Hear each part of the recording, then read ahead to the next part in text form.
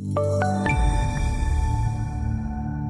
afternoon, this is Bob Iaccino coming to you from the CME Group trading floor in Chicago, talking currency futures. Let's talk about the euro. Little sign of strength today, up about 50 basis points on the highs, ending up the day up about 36 basis points, right around 124.30 and change.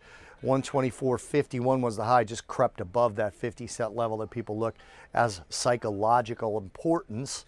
So the rally continues. We are now up 6 of 7 days in the euro currency. A lot of that strength coming off of really benign economic data out of the EU, but we do have some important data coming up in the next couple of days, some sentiment indicators out of Germany and the EU starting at Tuesday, proceeding in through Wednesday.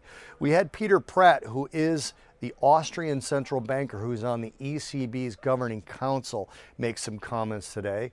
And while his comments seemed to be dovish, it spiked the euro a tiny bit when he did mention that he has confidence in the euro and the eurozone reaching their inflation targets. Now, again, he did talk about being patient and that stimulus was still needed, but the confidence in the inflation target he pointed to was it reaching just below their 2% target, which is probably a little pumped up for what other members of the ECB board have said lately. They've talked about 1.7518. He actually mentioned that 2% level, and the euro responded with a little bit of strength after his comments came out.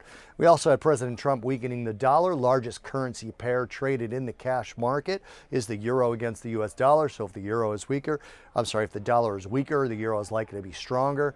Trump talked about Russia and China playing, quote, the devaluation game with their currencies, unquote.